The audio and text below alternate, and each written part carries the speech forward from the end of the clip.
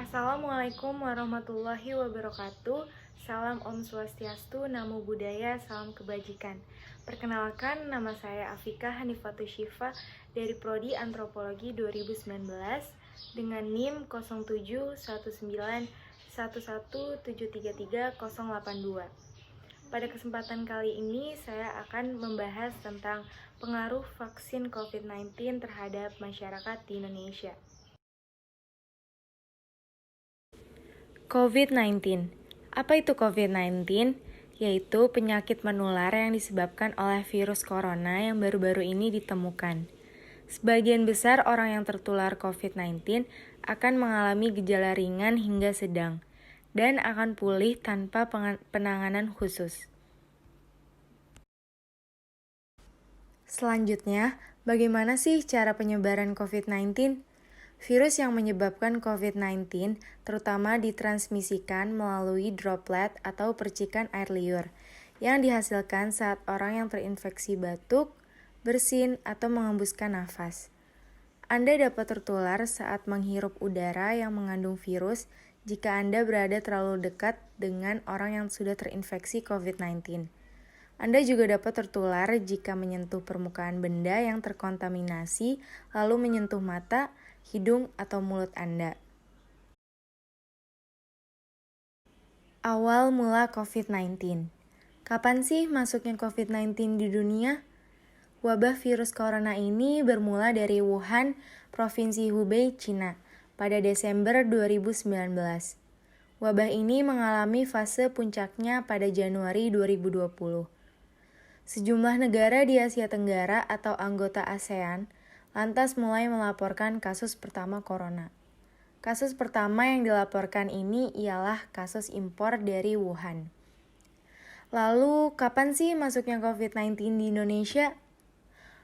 Di Indonesia pertama kali mengkonfirmasi kasus COVID-19 pada Senin 2 Maret 2020.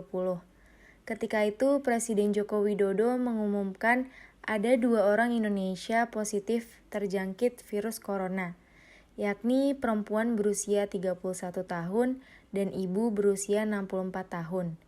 Kasus pertama tersebut diduga berawal dari pertemuan perempuan 31 tahun itu dengan warga negara Jepang yang masuk ke wilayah Indonesia. Pertemuan terjadi di sebuah klub dansa di Jakarta pada 14 Februari. Next, bisa dilihat pada slide ini saya akan memberitahukan grafik perkembangan dari kasus yang terkonfirmasi COVID-19. Dari awal Desember hingga akhir Desember terlihat stabil walaupun beberapa waktu meningkat dan menurun. Sedangkan grafik sembuhnya semakin membaik, yaitu semakin naik yang artinya banyak orang yang sembuh dari penyakit ini. Dan yang terakhir, grafik kasus meninggal yang dimana terlihat grafiknya di angka rendah.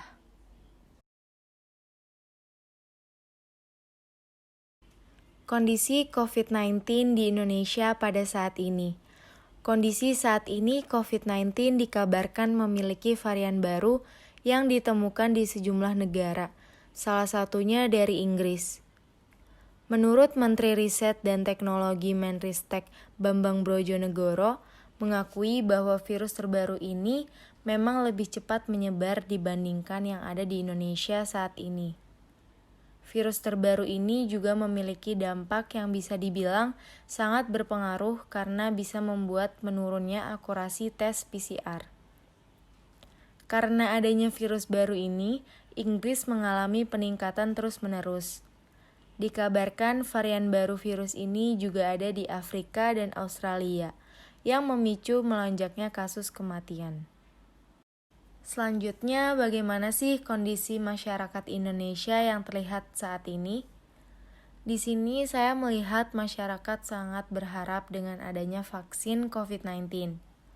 Masyarakat semakin khawatir karena keadaan yang semakin tidak terkendali, dan ada juga masyarakat yang bersikap terbalik, yaitu semakin santai dengan keadaan karena sudah terbiasa dengan adanya keberadaan virus ini. Pada akhirnya, semua bergantung dan berharap dengan perkembangan vaksin COVID-19. Lalu bagaimana dengan vaksin COVID-19 itu sendiri? Pada awal bulan Desember, dikabarkan vaksin COVID-19 sudah memasuki negara Indonesia. Kabar tersebut telah memberikan harapan masyarakat untuk menghadapi pandemi ini. Meskipun vaksin baru masuk, tetap harus melalui tahap pengecekan BPOM agar aman untuk digunakan. Selama masa menunggu, masyarakat harus terus terinformasi dengan benar terkait vaksin, mengingat banyak informasi yang kurang sesuai ataupun hoax mengenai vaksin COVID-19. Mengenai mutasi virus COVID-19 yang kabarnya lebih ganas dari versi sebelumnya, Profesor Samsurijal meyakinkan bahwa vaksin COVID-19 masih efektif untuk melawan mutasi tersebut. Pesan terakhir Profesor Samsurijal adalah masyarakat tidak perlu khawatir berlebihan dengan vaksin COVID-19. Dan yang terakhir, saya akan memberikan sedikit saran atau kunci menghadapi virus COVID-19 ini. Yang pertama, terus menjaga kesehatan. Menjaga kesehatan di sini, kita harus tetap berolahraga, memakan buah-buahan dan sayur-sayuran. Melakukan social distancing, menghindari kerumunan, dan tetap memakai masker dimanapun berada. Dan juga kita harus melakukan karantina mandiri dan cepat melakukan rapid atau swab jika kita merasa diri kita tuh sedang flu. Sekian yang bisa saya sampaikan. Apabila ada kesalahan, saya memohon maaf. Dan kami selaku penyusun konten video ini menyatakan bahwa bertanggung jawab sepenuhnya terhadap seluruh konten dalam video ini. Dan seluruh konten dalam video ini ditujukan dalam upaya untuk mengembangkan karakter bangsa melalui pengetahuan, keterampilan, dan sikap. Dan saya juga berterima kasih banyak kepada Bapak Muhammad Adib sebagai dosen teori antropologi 1 dan kepada kedua orang tua saya yang telah mensupport saya dan juga kepada teman-teman saya yang telah membantu saya dalam tim editing. Wassalamualaikum warahmatullahi wabarakatuh.